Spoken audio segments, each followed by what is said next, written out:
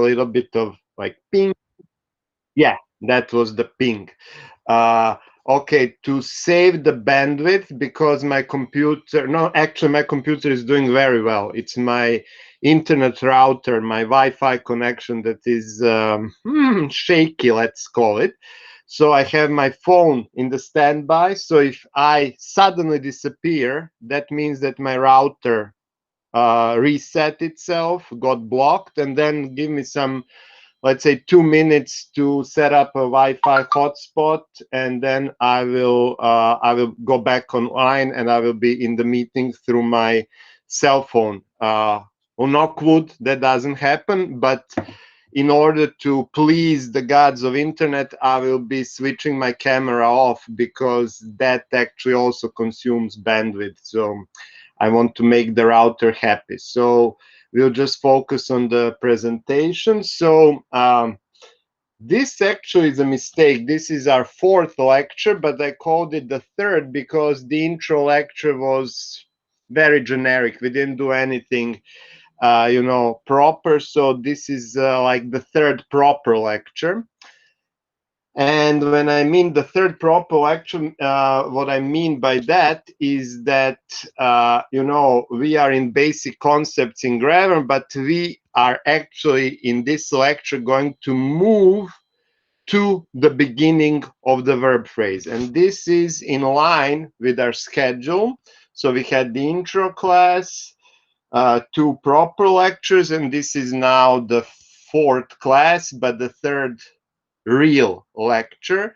Our online site or actual repository is getting fuller every week. And before I get to the main topic of today's lecture, and that's the wrap up of the basic concepts, the midterm, and what you will have there and when it will be. And here we will talk about it, so we can have also a discussion. You can you know, say something when we get to that point about the timeline and everything. But before we get there, just a very brief review. So what we discussed last week was, first of all, parts of speech. So based on morphological and distributional combinatory features, so suffixes and how words can co-occur with other words. So you know, you can say that you are running quickly, but you cannot say that you are running beautiful. You could say that maybe you're running beautifully. So based on these things, these 2 criteria, we distinguish 10 parts of speech in English. In some other languages, there are fewer. In some languages, there are more. These are nouns, adjectives, prepositions. Also, we have auxiliary verbs, which are not the same thing as verbs, pronouns, determiners. Sometimes pronouns and determiners, we did it in practice class, some of the groups. Sometimes they don't, they have the same form. So when you say, I see her, her is a pronoun, but when you say her book is an excellent book, her modifying book is actually a determiner. It determines what book you're talking about. So we will practice this in practice classes. We have several exercises on that, and don't worry, you do it again like analyzing the sentences. You do it subconsciously, you do it perfectly subconsciously. It's about doing it consciously, which will make you experts in linguistics. And whatever you do, you know, if you even wherever you start working, this is something that is extremely important. Even if you are, you know, if you hate linguistics and you want to deal with literature, which is also a nice you know, track to decide on in your studies. In literature, you have to, you know, distinguish between styles of different writers. And then, for example, you can say that Ernest Hemingway used simple noun phrase with very few adjectives in the pre-modifying position, whereas some other authors, in particular the new ones, you can mention some British, let's say Kazuo Ishiguro or somebody else, then you can say that they have more adjectives. So this classification is, you know, common core whether you are into linguistics or not. So parts of speech, types of clauses and sentences, even if you decide to analyze Shakespeare, this is something that's relevant to analyze language. So these are the 10 parts of speech in English, as I mentioned. We will not have interjections in our midterm because, you know, ouch and yikes, that's too simple for you. You are university students. But we will have the remaining 9. So determiners, conjunctions, but not interjections from this list.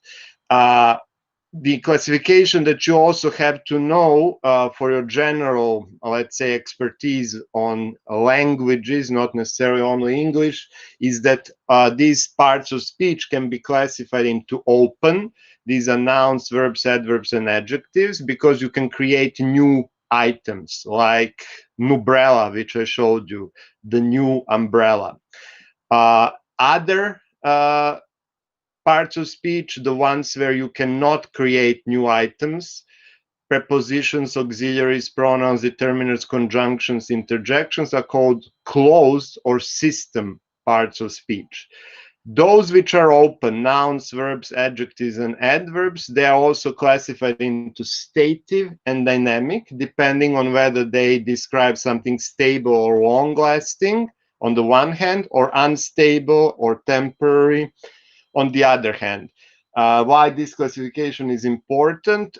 Because it has syntactic consequences. For example, stative verbs cannot be used in the progressive and the imperative mood. You cannot say know English or I am knowing English. And then when we identified parts of speech, we said that in traditional grammar, some parts of speech are considered to be heads of phrases. The noun is the head of a noun phrase, adjective the head of an adjective phrase, verb the head of the verb phrase, adverb the head of an adverb phrase, preposition is the head of the prepositional phrase. And in some other, you know, approaches to linguistics, like the generative grammar, you may hear that they could also be determiner phrases, and there are some other phrases, but what most linguists agree on is that these are like the 5 universally accepted phrases. The other phrases depend on your approach to language, whether you are a cognitive linguist, statistical linguist, computational linguist, generative linguist, etc. Regardless of that, for these 5 traditional phrases, we can do a subclassification into phrases where the head lends its properties to the whole phrase. So if you say angry tigers, 7 angry tigers, 7 angry tigers who are also hungry and want to eat me, this still more or less means tigers. Those phrases are called endocentric. The head is really important. The head describes the whole phrase in a way. And noun phrases, adverb phrases, adjective phrases, and verb phrases are endocentric. Prepositional phrases, or PPs, are exocentric, because when you say in love, it's not in. In love is how you feel. So with prepositional phrases, the head does not lend the properties to the whole phrase. And with that, we finished phrases, and then we discussed assertion and assertion, where I showed you some sentences, and then we said, okay, what we see in those sentences, and sentences had words such as some, any, never, ever, already, yet, etc.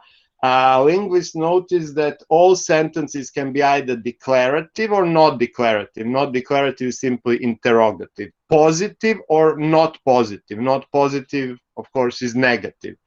And since this is, you know, mathematics, 2, you know, properties with 2 values, it means that you have 4 combinations.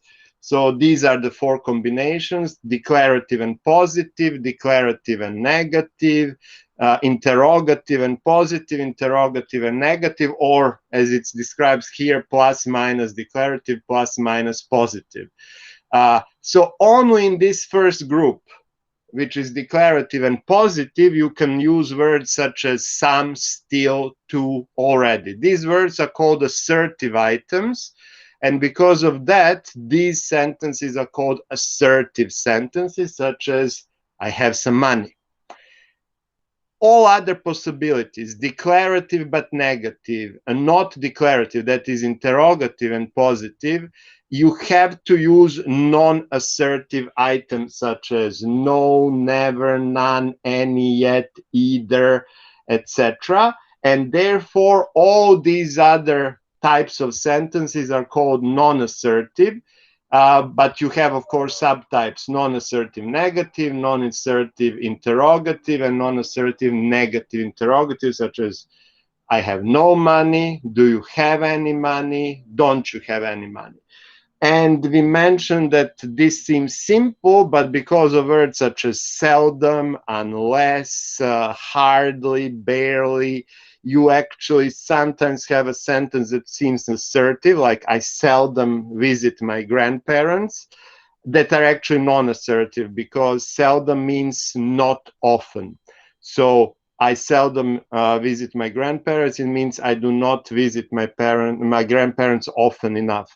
So that's why you will have this in the midterm, in the final exam, we will practice it. We already practiced it in lecture.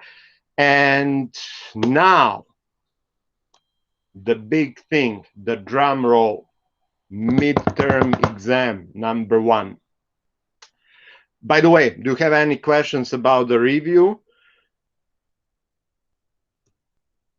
I'm looking at the chat session now. No. Somebody joined. All good. Oh, thank you, Philip. Thank you, Philip. If we are all good, then let's continue. So, midterm exam number 1 officially should be in, let's say, 2 weeks.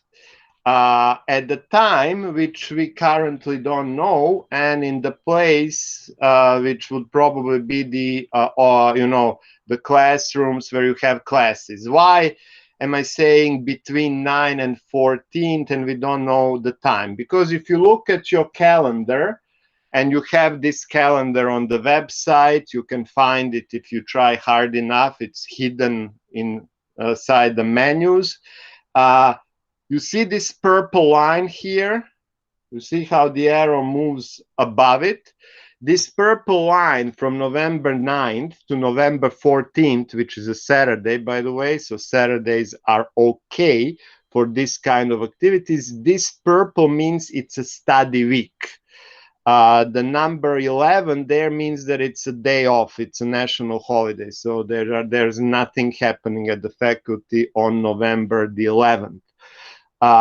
So this is the study week, and during study weeks we usually have midterms. The problem is that when we have normal situation, we take all the students and bring them to the auditorium. We make sure that they sit with one empty seat among them, and then all 120 of you do the midterm in the auditorium.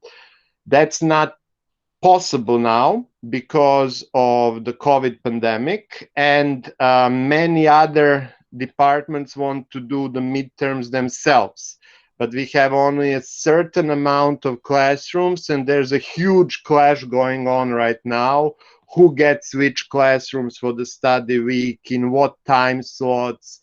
So the big answer is that we cannot guarantee that we will have a midterm that week. First of all, because of those spatial limitations. Additionally, the date is unknown because there are rumors which are growing louder that due to the deteriorating epidemiological situation, our university may have to lock down. We switch to online classes and we do exams only in January.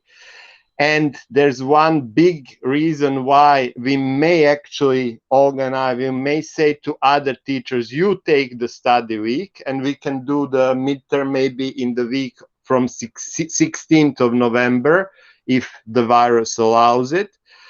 because we actually are not as fast in practice classes as we are in lectures. So in lectures, we are finishing the verb phrase, but in practice classes, we still have to finish the parts of speech, we have to finish phrases, assertion, non-assertion, and then we have to do a wrap-up exercise where we do sentence analysis, parts of speech and phrases at the same time. This takes at least 2 weeks. So that means that we would finish inside, we would finish inside the study week. So my suggestion is let other people fight about auditorium and how they are going to maintain social distancing. And maybe let's try to do the midterm in the week after that, when there is no rush. People are not fighting over classrooms, znači od 16. do 21. Sad ajde da pitam i vas, da li vama to zvuči kao bolja ideja, jer na taj način ćete i da završite i uspećemo da završimo sve vežbe i da budete potpuno pripremljeni. Što se epidemije tiče, ona će se nastaviti. Imamo ovde divan vic iz New York Timesa.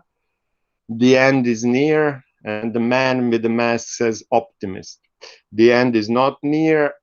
Po poslednjim nekim procenama normalna nastava će biti tek od septembra 2021. Znači, sad moramo da se prilagođavamo. Ok, slušam, možete i da kuckate. Da li se slažete da je onda bolje da uradimo sve vežbe, možda iskoristimo online predavanja, da završimo deo vežbi ako i dalje budemo, kako kažem, malo sporije, jer smo u velikim grupama i onda sve ide sporije. Da li onda da ciljamo u stvari ovu drugu polovinu novembra? Ajte, demokratija, da čujemo vaš glas. Sounds great. Možemo. Dobro, samo sad suviše puno notifikacija. Samo da ne bude 17. Dobro, šta je 17. Ok, šta god bilo se da... Dobro, neka možda tajna svadba, venčanje, žurka. Ok, respect, we don't need to know.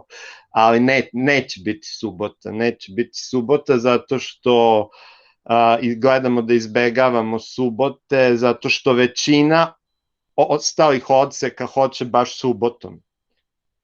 Tako da onda bude u stvari najveće interesovanje za učionice bude u stvari subotom i nemoguće skoro dobiti termin.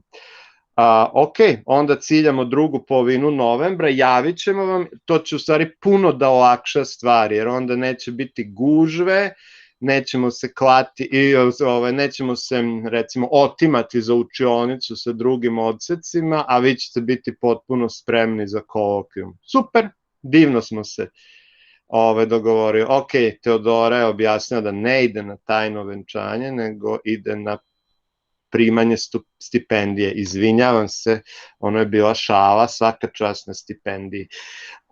Congrats.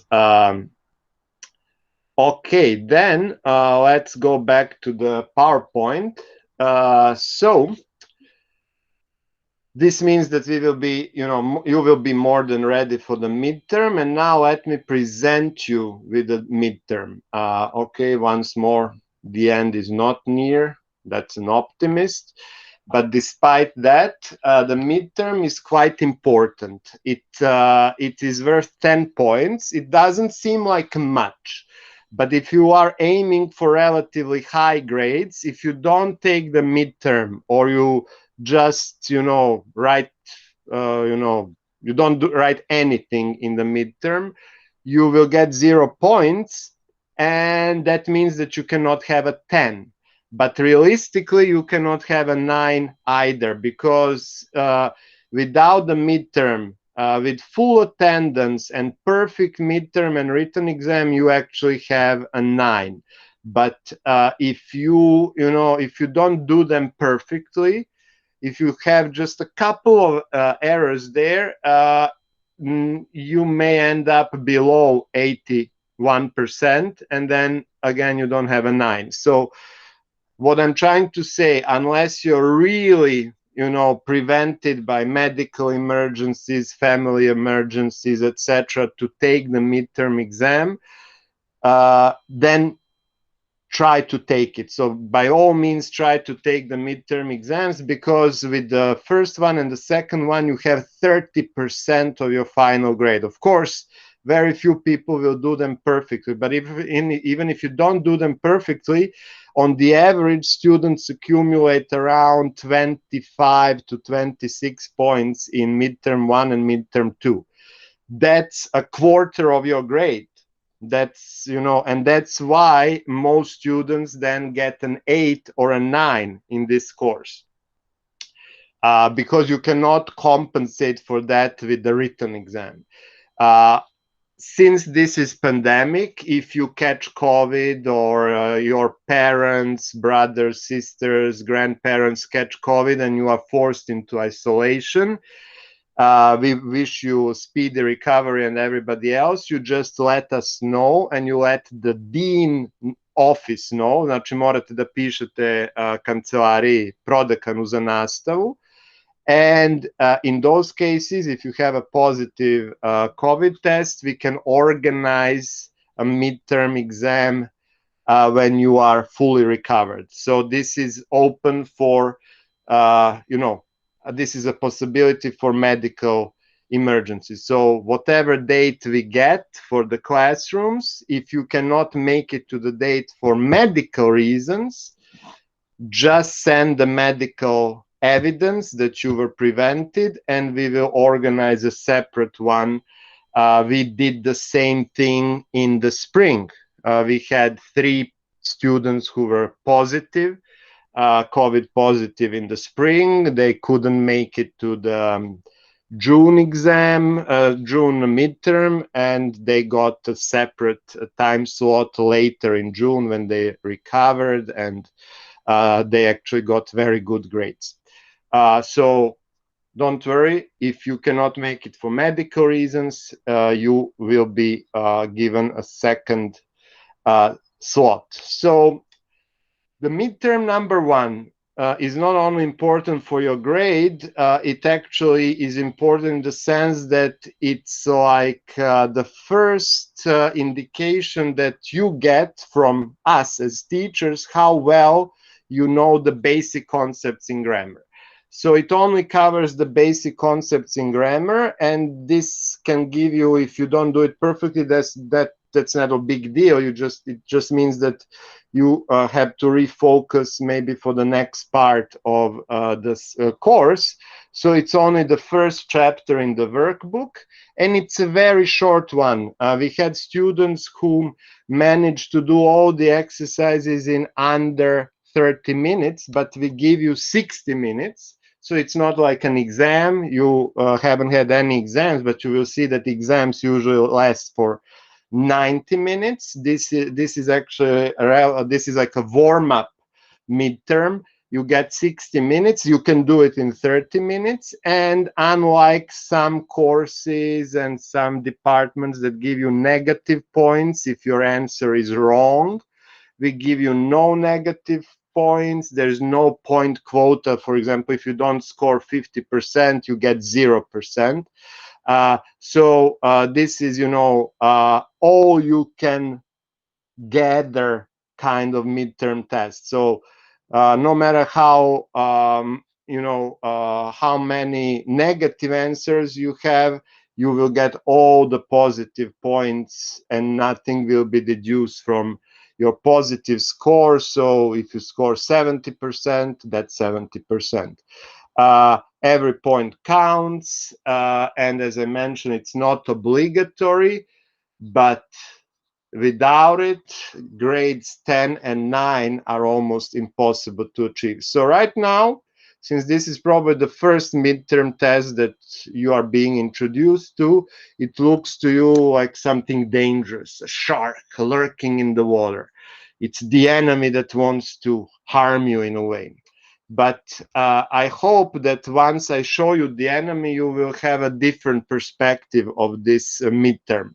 So midterm test number 1, you get it on just 2 pages. It's, as I mentioned, it's a very short test that you can realistically do in 30 minutes.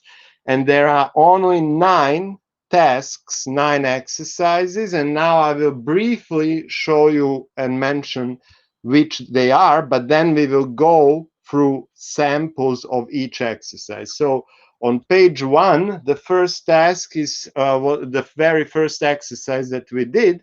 Underline the subject, operator, and predication. You get 4 sentences, and you apply the negative and interrogative transformation. We changed this from midterm from one midterm to another. So for you, it could be negative and question tag transformation. Just read the instructions. The second task, so here you can score actually 12 points. How 12 if you have 4 sentences? Well, because first you get a point for the proper division of the sentence into subject, operator, and predication. And then you get additional points for negative and question tag transformation. And we also award points for, yeah, that's actually 12. 3 points times 4, that's 12. So negative interrogative transformation and division into subject, operator, and predication. The second task, still on page 1, is underline sentence elements and label them, put optional sentence elements in brackets. This is something that you are now very, very versed in. You know this, and you are getting better by the day. So I don't think I have to go into details. So there are 9 sentences. If you do the sentence analysis correctly, it's 1 point. If you forget to put an optional adverbial in the brackets, you actually lose half a point. You still get half a point for the rest of the analysis, but not the half point for the optional adverbial. Why? Because that's a big difference, whether the adverbial is obligatory or optional. This is very important for your future studies, especially linguistics, so we have to make sure that you focus on that. And in this exercise, don't forget an X. If there are no optional elements, it will be written in the instructions. Then in the third one, actually, it's more or less the same thing. But in the third one, you have to find optional sentence element and determine their syntactic function. This exercise is originally devised as something to, to award students who come to lectures and practice classes, and to not reward those that skip classes and don't follow the studies regularly. Because fundamentally what this exercise is about is find optional adverbials. If there are no optional adverbials, put again an X. That's it. So you don't have to analyze the whole sentence. Of course, in your mind, you have to do it. But in the third one, you simply have to circle the adverbial that's optional, and then right next to it, optional adverbial, or put A inside the brackets.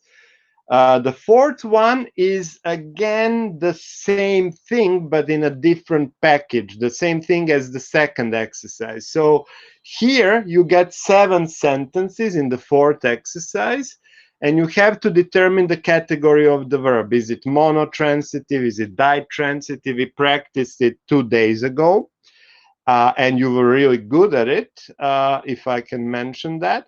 So here, you actually don't have to provide sentence analysis. It's okay if you write monotransitive.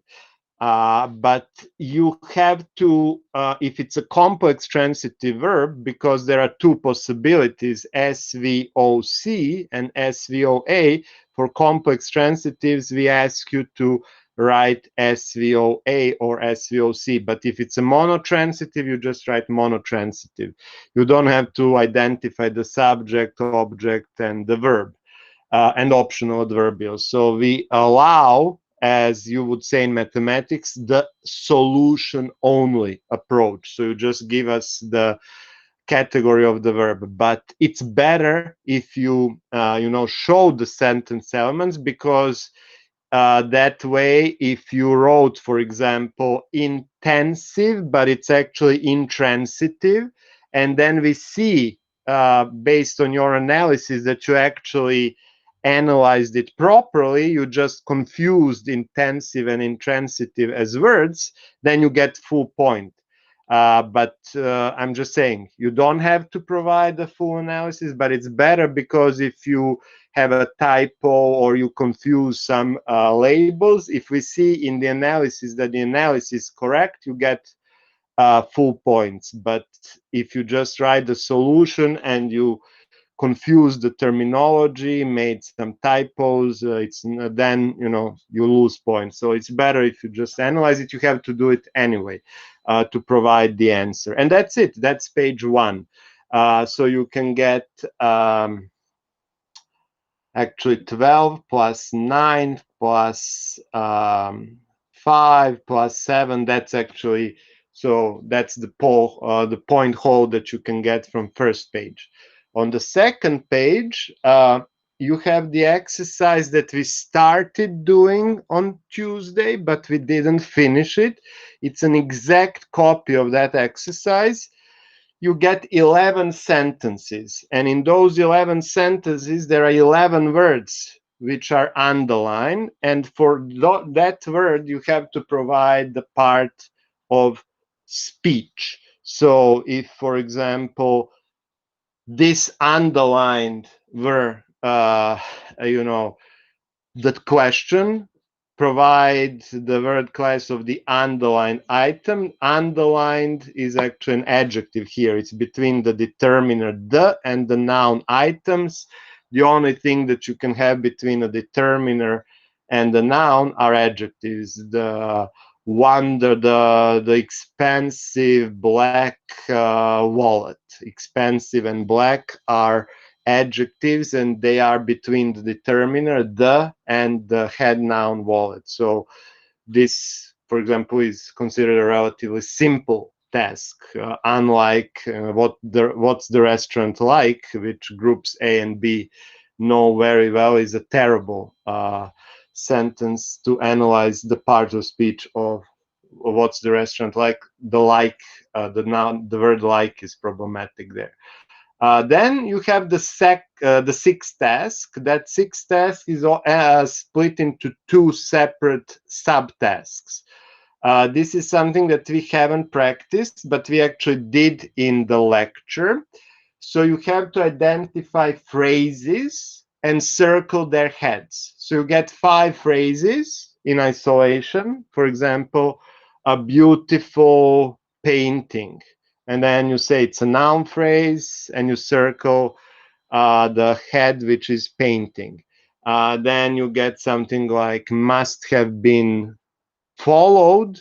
You say it's a verb phrase, and you circle followed, because the head of the verb phrase is a verb. Then you get, I don't know, in the corner, and you circle in, because in is the head of the prepositional phrase, and in the corner is a prepositional phrase. Don't worry, we have 3 exercises on this, and we will practice it over the next 2 weeks. So this is one of the reasons why we are moving the midterm to the second half of November, so that we can cover all of this in practice classes. The second part of this 6th exercise is related to phrases, but you are not getting phrases in isolation. You get a sentence. For example, the girl in the corner is talking on the phone. The girl in the corner, you would circle it and say it's a noun phrase. The head is girl, because you would say she is talking on the phone. Is talking is a verb phrase. The head is talking, because talk has a meaning. Is an auxiliary verb. And on the phone is a prepositional phrase, on is the head, and you get, actually here, you get separate points for phrases and separate points for heads of phrases. So the number of points depends on the number of phrases in the sentence, but we usually make it so that you can score at least, around 16 points. This is a relatively important exercise because, if there are 4 phrases in each sentence, so you get simple sentences. The girl in the corner talked on the phone loudly, let's say. You have 4 sentence elements and 4 phrases. In 2 sentences, that's 8 phrases, circling 8 heads, 16 points. So this is a pretty valuable exercise. The 7th one is about assertion. We did it in a lecture a week ago. So you will get 5 sentences and you will have to say whether these sentences are assertive or non-assertive. If they are non-assertive, you will have to underline, like we did a week ago in lecture, words such as hardly, seldom, never, those that appear only in non-assertive sentences. So I have some money, you write it's assertive. I don't have any money, you underline, you say it's non-assertive, and you then identify non-assertive items which are any and not. I do not have any money, so this not is also non-assertive. And the last one is something that we did in lectures again, and we will have one short exercise in the class on this. But this is something that virtually all students score with a total of 5 points out of 5 possibilities. So whether the underlined words are stative or dynamic. So you have a sentence such as, let's say, John is tall. Tall is underlined, and then you say tall is stative. John is being such a jerk, and jerk is underlined, then you say that's dynamic because he's not normally a jerk, it's that just he's a temporarily a jerk. And again, there's another, and that's the final exercise, the 9th one. This is something that is related to those tests which I showed you, to the first one, which is about substitution, constituency test. If you remember, the young student and his friend will meet at the cafeteria after class. They will meet there then.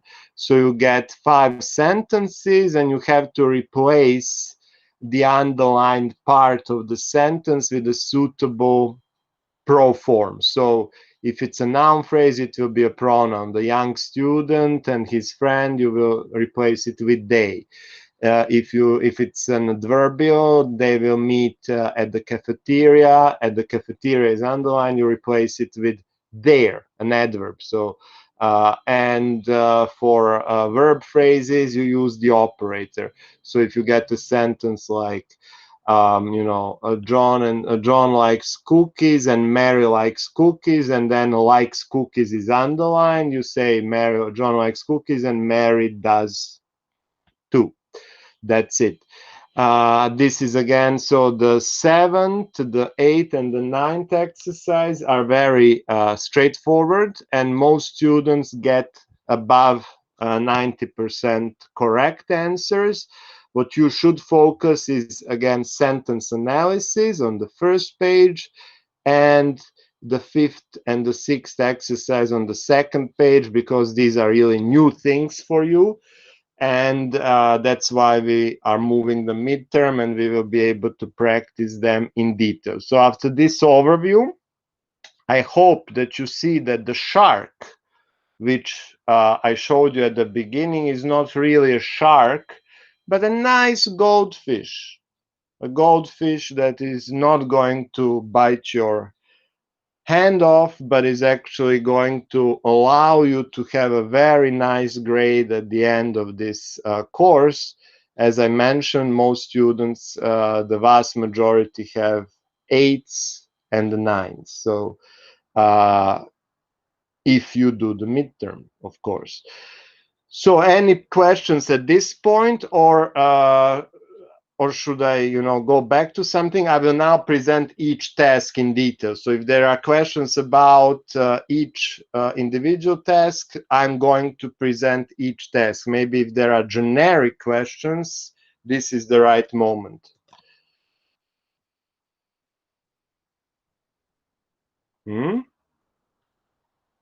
Okay, then I'll show you the exam itself. So the first one, you don't have to do, we don't have to go into details. I just have 2 sentences here to illustrate it. So if you have a sentence such as, he has seen a fair share of natural marvels, you, for example, circle or underline, it's up to you. It's actually, in the task, it's written underline, so it's better if you underline. So you underline he and write subject above it. Then you can put a slash between that, but it's not necessary. It says here just underline. Then you underline has, and you write above it that it's an operator, and then you underline seen a fair share of natural marvels, and you write above it that it's predication. And then you will have 2 additional lines in the midterm, and on those 2 lines you write the negative and interrogative transformation. He has seen a fair share of natural marvels, so you make it negative. He has not seen a fair share of natural marvels, and the question, has he seen a fair share of natural marvels? Just pay attention to the instructions. I'm giving you here a sample from a couple of years ago. We changed this, so sometimes it's not negative, maybe it's a question tag transformation. Maybe you get a combination of negative and question tag, or interrogative and question tag. So just read the instructions. Don't do it exactly like in this presentation. Read the manual, or actually the instructions. If there is no operator, again, in this next sentence, you have this example. You identify the subject, I. Then you underline know that he's telling the truth, and you write predication, no operator, do support. Or you can write predication equals predicate, do support. So if there's no operator, the key thing that you have to write is do support, because without the operator, when you ask a question, do will suddenly appear, and this is exactly what you will have in the negative and interrogative transformation. I do not know that he's telling the truth, or do I know that he's telling the truth? When it comes to the second task, we did this extensively, so I will not present you with 9 sentences from a couple of years ago. I will just show you 1 sentence, but this sentence is here to show you the difficulty. So you will not get a sentence that stretches over 5 lines. You will get a very nice, friendly set of sentences, and no sentence will be longer than a single line. So short sentences, friendly, relatively easy to analyze.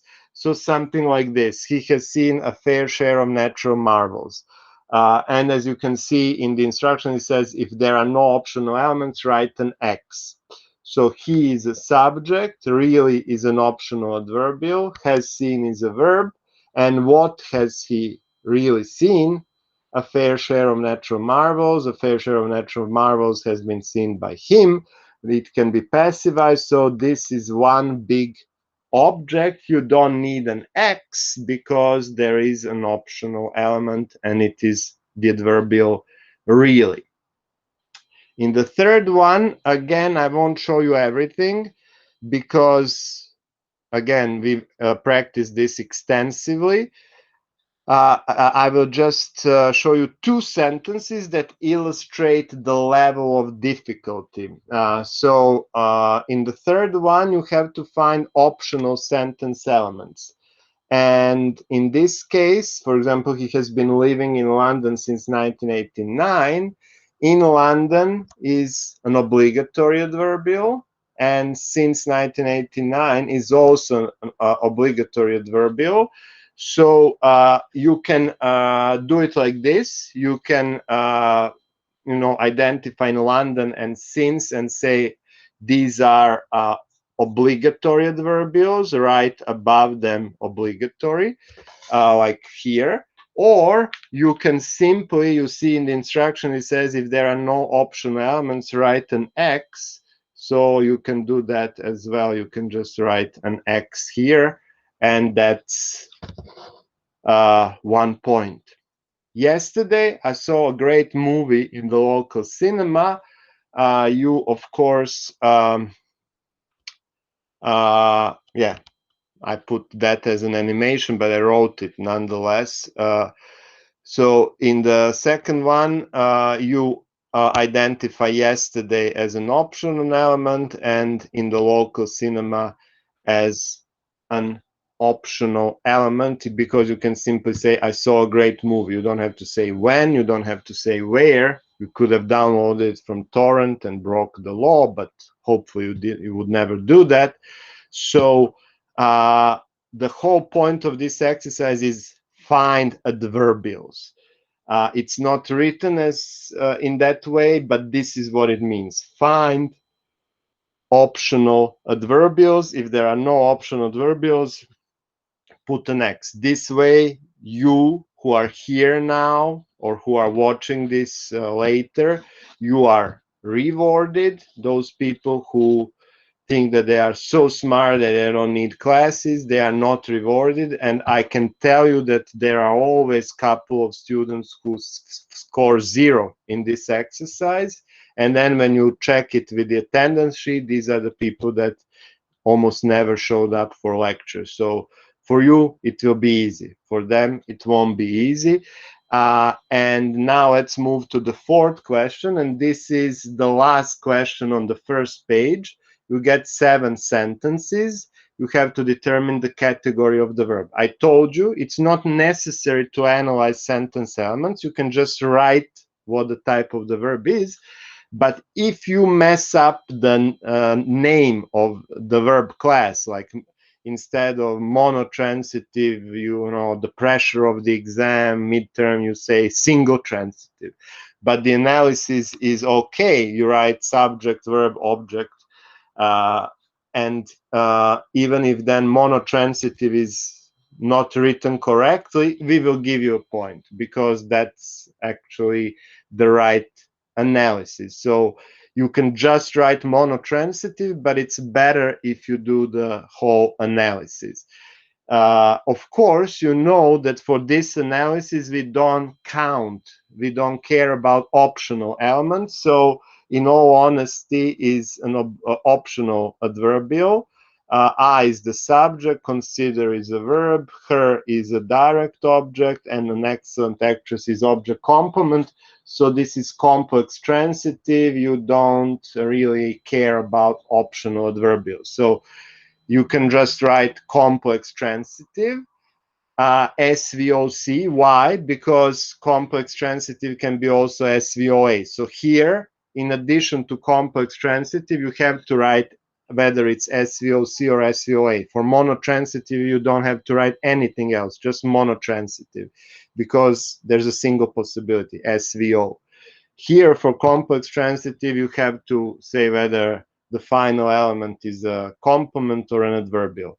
And that's actually the only tricks. But my suggestion is do the analysis, and then even if you forget to write the type of the verb, based on your analysis, we can give you points. But if you just write the type of the verb and you,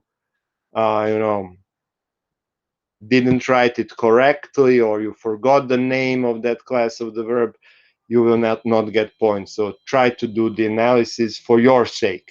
And now we flip the page.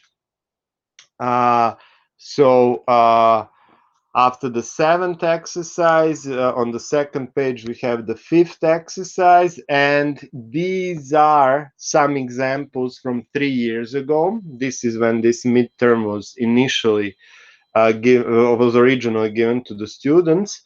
So we will not ask you to identify interjections, but 9 parts of speech that remain are available.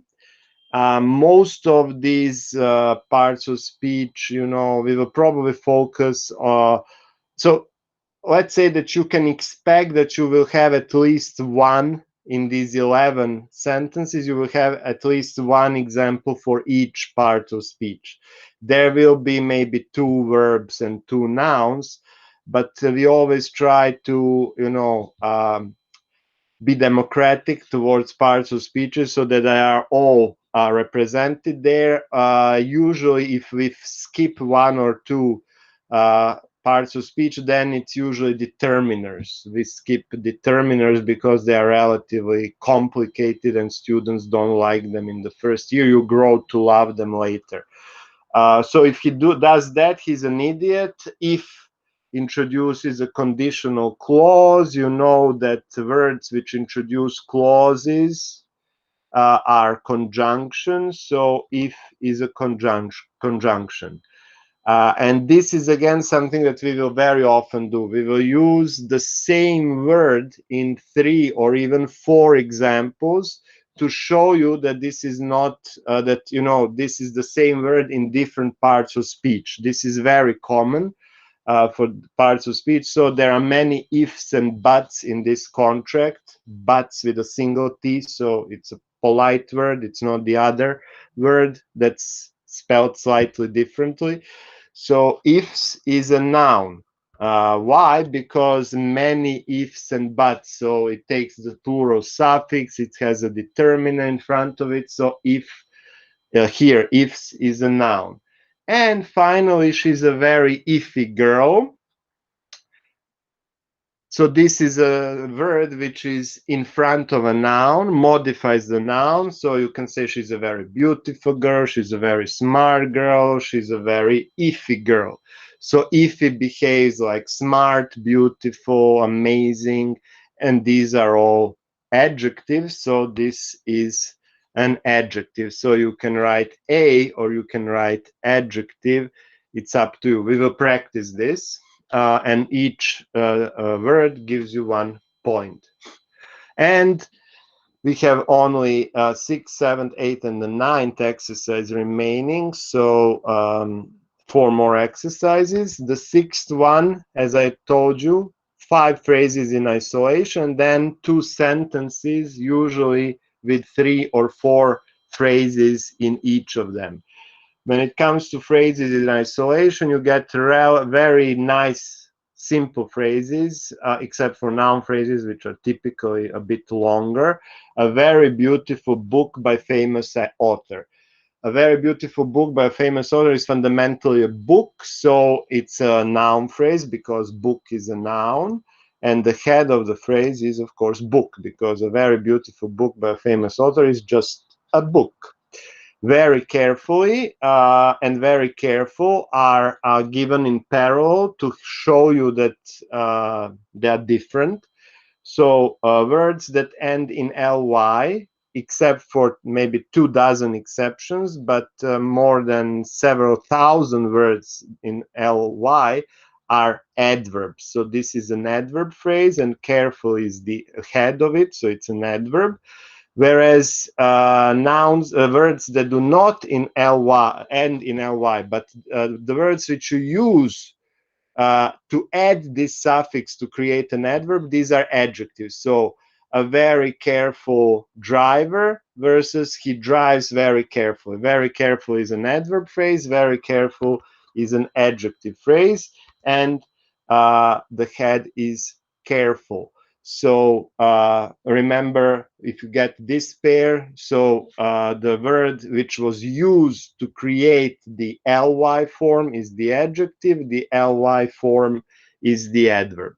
and must have been sitting. This is fundamental about sitting. So sitting is the head, and sitting is a verb. So it's a verb phrase with sitting as its head. In terms of sentences, I told you, simple sentences with 3 or 4 phrases. It depends each year. So never more than 4, usually just 3. The man in the corner acted very strangely. The first phrase is the man in the corner, and it's a noun phrase because the man in the corner is a man. Man is a noun, so the man is the head of the noun phrase, and you circle it and you say it's a noun phrase. What is the next phrase? Acted. So it's acted is a verb, so it's the head of the verb phrase. You circle it and you say it's a verb phrase. So although it's the only word in the phrase, you still circle it because you get points for identifying the head.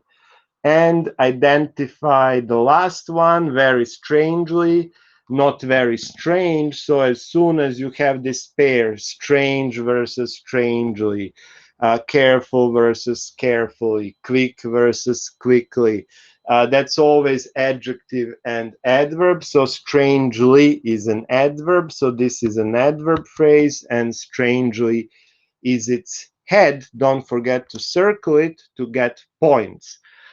We didn't practice this, but I think you see that this is actually very straightforward. And this, by the way, is actually identical as the sentence analysis. So noun phrase, the man in the corner, is actually the subject. Acted, which is the verb phrase, is a verb as a sentence element. Very strangely is the adverb phrase, but it functions as an adverbial. So just analyzing the sentence into subject, object, complement, verb, and adverbial will help you identify the phrases as well. And then you know that, for example, the verb as a sentence element is always a verb phrase. The subject is usually a noun phrase. Objects are also usually noun phrases. Adverb phrases are usually used to create adverbials as sentence elements. So adverbials are very often adverb phrases. Sometimes they are also preposition phrases. For example, the man in the corner acted in a weird way. In a weird way. How did he act in a weird way? So it's an adverbial, but the phrase is a preposition phrase. So just remember, adverbials as sentence elements, they are usually prepositional phrases and adverb phrases. So this is all related. If you know how to analyze sentences, that can help you identify phrases, because sentence elements have preferences. And subject can never be really an adverb phrase. So subjects are typically noun phrases. Adverbials, on the other hand, are almost never noun phrases. There are a couple of exceptions, but adverbials are typically adverb phrases and prepositional phrases. Things like quickly, strangely, in a strange way, in the corner, I'm standing in the corner, etc. So this is the 6th task, as I mentioned, worth a lot of points. So in this exercise, the man in the corner acted very strangely. In this sentence, you could have scored 6 points. 1 point for each phrase and 1 point for each head. So this is valuable. Focus on it, and we will focus on it in practice classes. The 7th, 8th, and the 9th tasks are there to help you score additional points. Most students do these tasks very, very well, above 90% accuracy. So the 7th one is about assertion and non-assertion. So I have never seen anything like that before. You would say it's non-assertive, and you have to circle or underline non-assertive items. Here it's never and anything. And you get 5 sentences like that for 5 points. Easy money in a way, easy points. 8th one, similarly easy. The soup, so it's about stative and dynamic. The soup tastes salty. The soup is generally tasting salty. This one, if you just wave your hand above it, it will not suddenly become, I don't know, bitter. So it's a general property of this soup that it tastes salty. So it's a stative word and a verb. But the chef is tasting the soup to see if it is tasty. So the chef is not spending his entire life tasting the soup to see if it's tasty. So this is something temporary. 2 seconds later, he will be doing something else, chopping up some potatoes or something else. So this one is dynamic. So you will probably again have some examples like this where you have the same verb or the same noun or the same adjective, and in one sentence it will be stative, in another one dynamic. So we do it in order to help you actually score some relatively cheap points, in the sense that the examples are not difficult and they show you in what direction you should analyze them. The last test, the 9th one, is about proforms. I told you it's the first of the 6 actually constituency tests. So it's about using pronouns, adverbs, and the operator to replace something in the previous sentence. So, oh no, my camera doesn't work. Don't worry, I brought, what could you have brought? Where only my camera. So you need something to replace my camera, and it's a pronoun. Don't worry, I brought mine. I hope they will not make this proposal legal. I hope so too. And although I was talking, you know, in the 7th gear, I was really, you know, my throat hurts. I don't normally speak this fast. And I was talking a lot, describing everything. We did this overview in under half an hour. If you don't talk, if you don't explain, if you just analyze it, I told you, we had people submit this in under 30 minutes, sometimes even 20 minutes, and score more than 80 or 90%. So once we finish this overview, I hope you feel like this guy standing on the top of the hill saying, I can do this, and I will have this amazing, haul of points, point haul, whatever you want to call it. Like, you will win many points for your final grade. So do you feel like it, or you are still a little bit intimidated by it? Please let me know. Now is the time to unmute or chat. I am switching tabs. How many points are there on the test in total? I don't know, because it depends on the 6th exercise. We always try to find nice sentences there, but if we find sentences with 4 phrases in each of the sentence, then that means that exercise has around 16 points. If there are only 3 phrases, then it's 12 points. But roughly, I'm terrible at mathematics and I forgot the total point haul, but it should be around between 50 and 70, depending on the sentences. Also, in that exercise where you have to analyze optional adverbials, sometimes there may be 2 optional adverbials in the same sentence. You get 2 points for identifying them.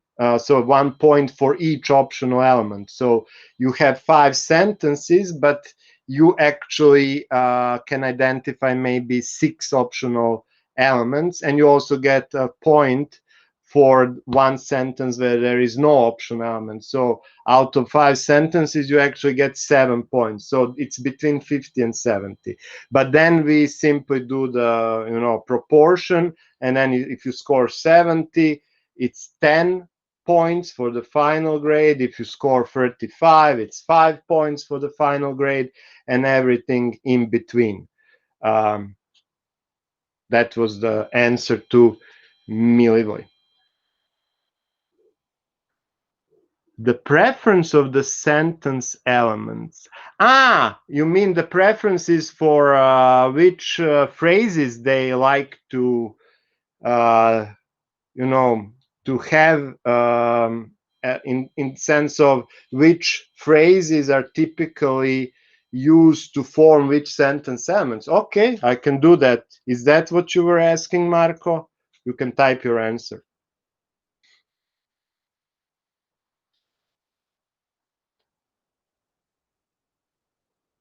Okay, yeah. Okay, so in order to do that, I will have to actually find an empty slide. So wait a second. I will end the slide now. You will see my screen for a moment, and you will see a fjord in Norway. Is it amazing? Isn't it? So I will just add one slide here so that I can write on the screen. And now you should again see a blank white screen. So this is a big simplification, but since these are basic concepts in grammar, I will not, provide extreme cases. So these are like general trends. So when you have a subject, so the subject, it doesn't work. Yeah, subject. Subject is typically a noun phrase. So, for example, John likes cookies. The girl in the corner is happy. The girl in the corner is a noun phrase. John is a noun phrase. So this noun phrase can be just a single pronoun. Pronouns, although they replace nouns, they are considered heads of noun phrases. Or it can be a real phrase, like the girl in the corner, or the girl who always complains about the quality of food in this restaurant has just posted a nice review. So the girl who is always complaining about the quality of food in our restaurant, it can be a really big noun phrase, but it's usually a noun phrase. Very rarely in discourse, but not rarely in life, it can be a clause. But you will not get that in the midterm. But just that it can be a clause when you say drinking is something that you should not do when driving. Drinking, it looks like it's a single word, but drinking is actually a clause because drinking is a verb. Every verb creates a clause, but you will not get that. When it comes to the verb, verb is typically always, there are no exceptions there, a verb is a verb phrase. So every verb as a sentence element is realized as a verb phrase. It can be a short verb phrase like John vanished. It can be a big verb phrase with many auxiliaries, but there's always just one lexical verb. So, for example, he must have been followed. Must have been followed. Must have been followed is a verb phrase. The head is followed. When it comes to objects, my super expensive Wacom tablet is misbehaving. It doesn't want to write properly. Objects are typically, again, noun phrases. So I bought a book. A book is an object and a noun phrase. It can be a big noun phrase. I bought an amazing, wonderful book about the Second World War success stories. I don't know, Second World War, I probably not many success stories, but an amazing and wonderful book about the Second World War is what I bought. So it's a big noun phrase, but it's still an object. Just like the subject, the object can be a clause. Clause. I hate you. Not you, students. I hate Wacom tablet. I paid more than 160 euros for it, and it doesn't want to write. A clause can sometimes be shorter than a noun phrase. So I bought a wonderful book about the Second World War and liberation of people from concentration camps. A wonderful book about the Second World War and liberation of people from concentration camps is one big noun phrase. It's still a book. The head is book. Or you can say, I want cookies. Then cookies is a noun phrase that's a single word. But a clause can also be short. Instead of saying, I want cookies, you can say, I want to go. To go is a clause. It contains a verb, to go. But that's the object, what you want. That's the object of wanting. So in this case, you don't want cookies, you don't want a book, you want to go. So to go would be a clause functioning as the object. When it comes to complements, whether they are subject complements or object, it's the same. They are typically noun phrases. So John is a doctor is a noun phrase. Or John is happy, then it's an adjective phrase. There are other possibilities, but they are so rare that I will not mention them today. I will mention those weird cases in the second semester. This applies to object complements as well. So I painted the house blue. Blue is the object complement and it's an adjective phrase. Or I consider her a great doctor. A great doctor is the object complement, so she is a great doctor. A great doctor is a noun phrase. You see, complements will typically be noun phrases or adjective phrases. The biggest, let's say, diversity that you can get is in adverbials. So adverbials can be adverb phrases, but notice, you see that this actually is the first time that adverb phrases appear. So that's why I mentioned this to you when I showed you the midterm.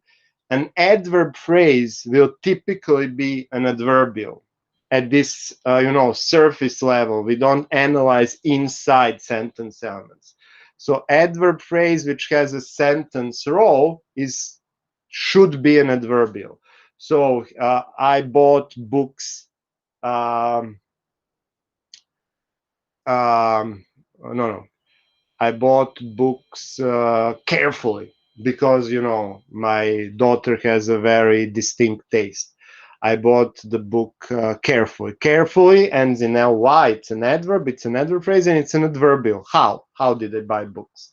But adverb phrases can also be prepositional phrases. Again, notice that this is the first time in this list that we have prepositional phrases. So I bought a book in a local bookstore. Where did I buy a book? In a local bookstore. In a local bookstore is an adverbial, but it's realized as a prepositional phrase. So in a local bookstore, it begins with a preposition. In a local bookstore is the rest of the prepositional phrase. And unfortunately, adverb phrases can also be clauses. And that's actually quite common. We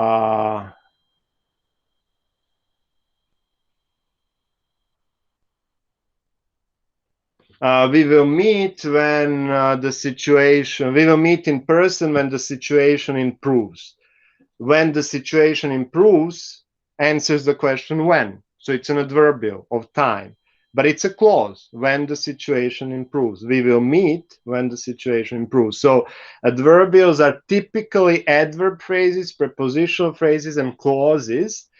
And very rarely, but in real life, extremely often, they can be noun phrases with the past simple tense. So if I ask you, like, what adverbials do you associate with past tense, you will probably say something like last week, last year, or something like that. These things are actually noun phrases. Last week is a week. Last Monday is a Monday. It's a noun phrase. Next Tuesday, for future tenses, this is also a noun phrase, but usually with time. So only for time.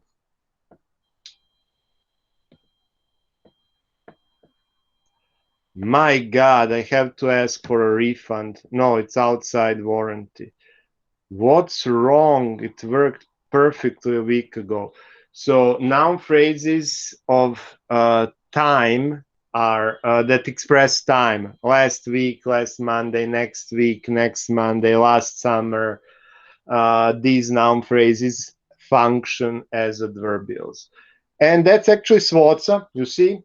Adverb phrases, prepositional phrases, if you notice them functioning as a sentence element, they are 99% certainly they are adverbials.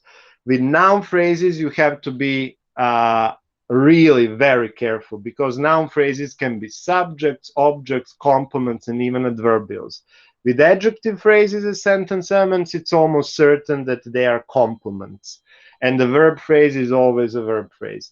We will not talk a lot about clauses in this course. This is the introductory course, but clauses actually are also very common in subject, object, and adverbial positions. But for this course, we will not give you more than maybe, for extra credit, we will give one example where a sentence element is realized as a clause. Most sentence elements will be phrases.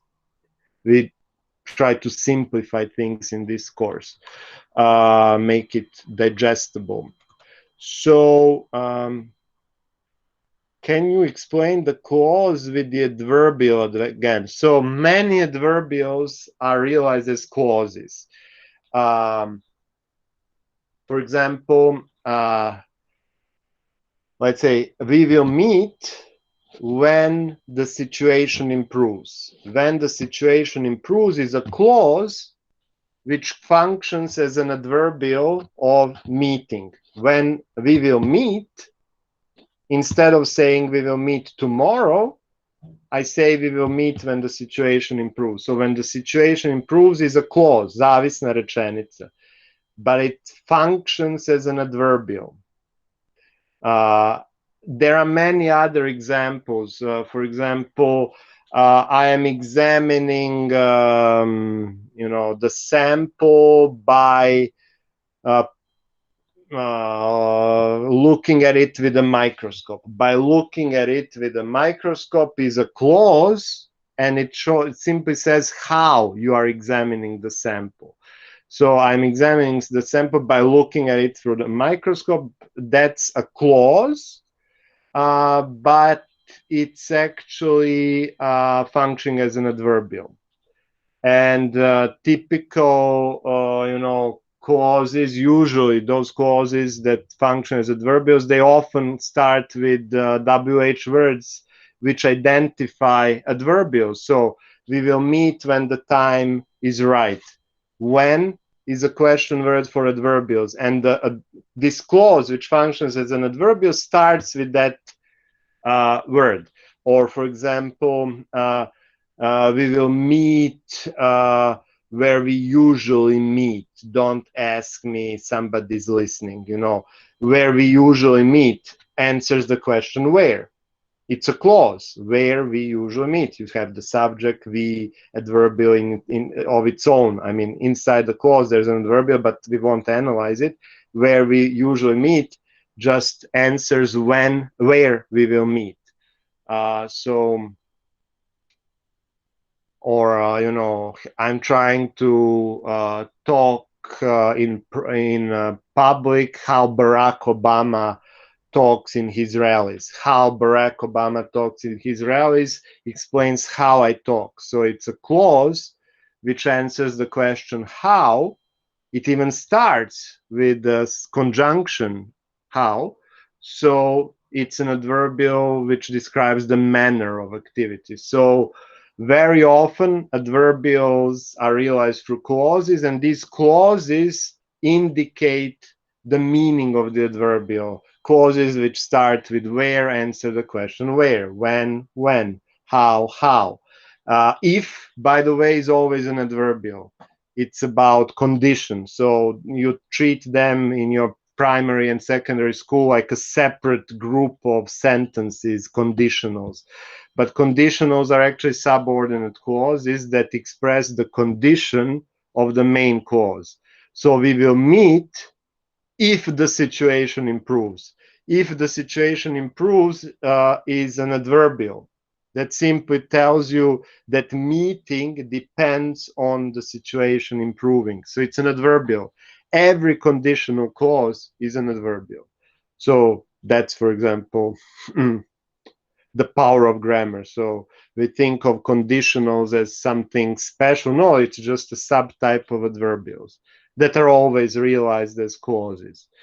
And there are many, many meanings of adverbials. So the whole topic of conditionals is a tiny fragment of the whole topic of adverbials.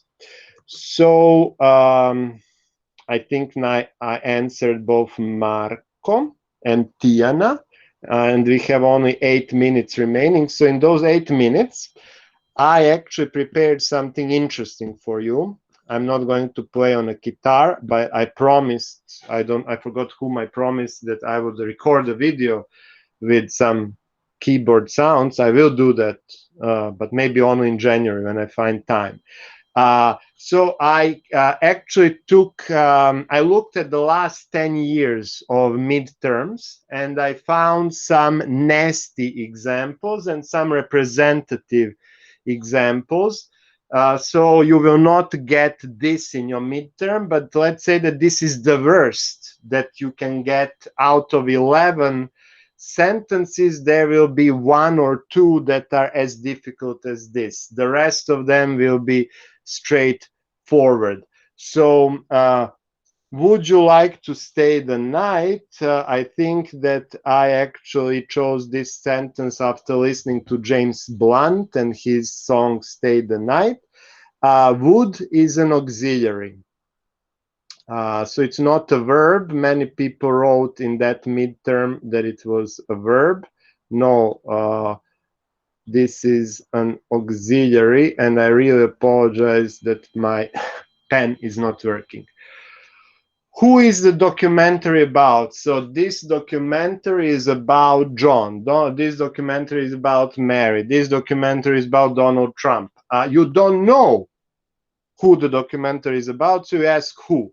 But who replaces in the positive declarative sentence John, Mary, Donald Trump? So this documentary is about John. You don't know that it's about John, so instead of John you say who. But in English you cannot say this documentary is about who. You can only say that if you are an angry African American. Normally you have to say who is this documentary about. Who has to move to the beginning. But in other words, who is attached to about. So and about is a preposition, but you have to look at this sentence in a positive declarative form. So this is a trick. These are stranded prepositions. You know this, but you don't think maybe about as a preposition, but it is a preposition. A more typical example is, let's say, who are you doing this for? I'm doing it for my kids. Who are you doing this for? For is again a preposition. I know what this page is about. That's actually not an evil sentence. I just wanted to show you what a normal sentence would be like. It's a noun. The match was cancelled because of the power outage. I wrote it, I chose this sentence when I had a power outage. We will discuss this in practice, but sometimes a single word is a part of speech, like outage. But sometimes two words constitute a single element in the part of speech. So because is a conjunction. It has to be followed by a clause, right? I did it because I cared. You cannot say I did it because the power outage. Because of the power outage can only take a noun phrase. You cannot have a clause after because of. So because of is a preposition. Prepositions always take noun phrases. At the corner, in jeopardy, after midnight, because of the rain, because of the power outage. We smoke in front of the building. In front of is three words, but it's a single preposition. So this is a preposition. What are you doing here? Can you guess what this is?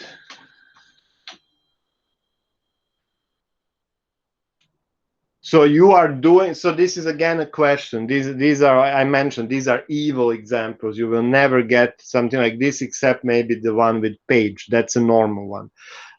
You will maybe have one in those 11 sentences that looks like this for those that are really like super into linguistics so that they can shine proper in that sentence. But what were you doing there? You are doing something there. I am doing my business there. So in a positive declarative sentence, what replaces, for example, my business? I'm doing my business there. You don't know what I'm doing, so you say, you are doing what? But you don't speak like an angry African American. You move what to the beginning. So what still means like what is the object of your doing. So what is actually a pronoun. It replaces whatever was in the object position. So stupid pen. So it's a pronoun. What color are you using? I am using that color. I am using this color. I'm using those colors. So this what determines color. So this is actually, all these examples are the nightmare examples. I just wanted to show you the worst ones so that you can focus on the normal ones. So what is a determiner? It's like saying this color, but you don't know what color it is, so that's why you ask a question. So what is not only a pronoun, if it's in isolation, like what were you doing? You're doing what? Then it's a pronoun. But if it's attached to a noun, then it's a determiner. What color is this? What man are you talking about? What book is it that you're reading? In all these sentences, the last ones, what is a determiner? It specifies the noun. Good morning, time to get up. Up is an adverb. So the particles of phrasal verbs are typically adverbs. Sorry, my tablet broke down again and misbehaves. So it's an adverb. Their company's shares have been on an up recently. Now notice that up here has an article in front of it. So it's not up like time to get up. It's an up. As soon as you have something that has an article in front of it, only nouns can get articles in front of them.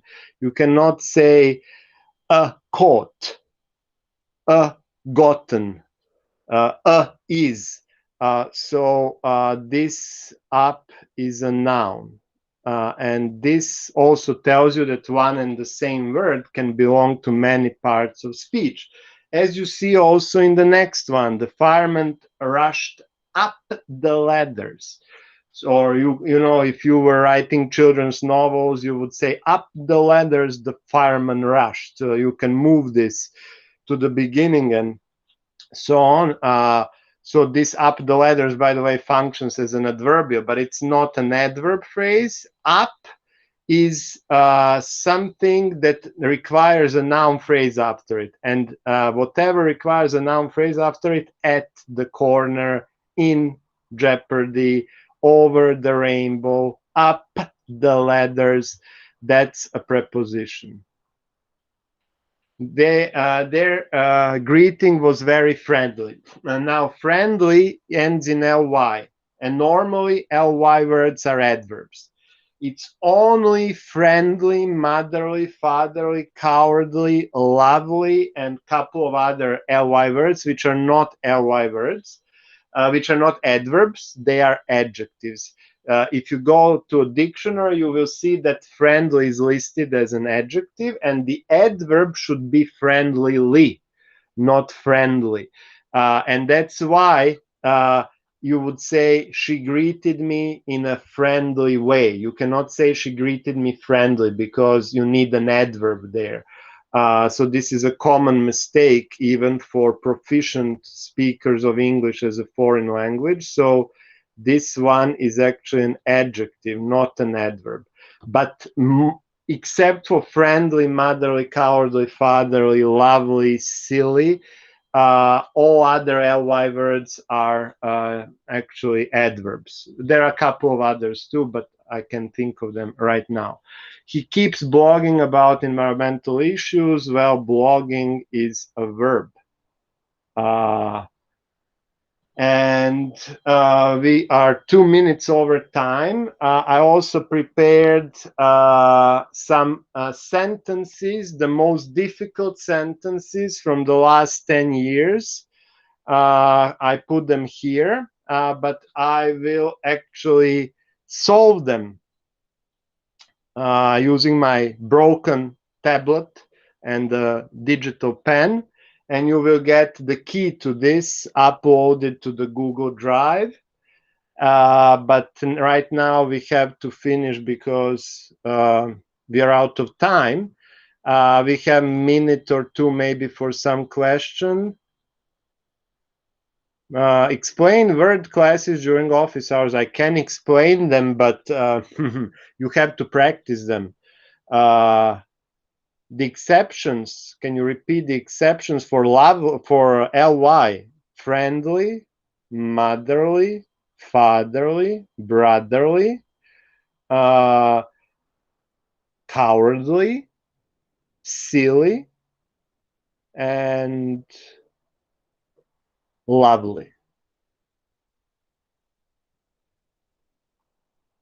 You will say, oh, it's such a lovely gift. So lovely modifies the noun. It's an adjective. You will not say she behaved lovely. She behaved in a lovely way. Although it's a weird sentence anyway. Lovely modifies nouns. It's an adjective. It's a silly gift. It's a silly. He has a very silly behavior. You are not really going to say it's wrong. Actually, if you say it, he behaves silly. Officially, you should say sillily, but very few people would say that. Sounds silly, right? Sounds silly, by the way, is an adjective. Again, it's a subject complement. So you have to say he behaves in a silly way. Okay, when it says, Sarah says that she would like me to explain the word classes during office hours. Okay, Sarah, but today I have to say I won't be available for office hours. I have a presentation in an online conference. So I have to present a paper in an online conference. But if you want to, I will be available tomorrow in the same time slot from 5 to 6. This applies to everybody, so think about it. And I will be available from 5 to 6 on Friday. Okay, that's it. We are now 5 minutes over time. I'm disrespecting your time. I will be stopping the recording. And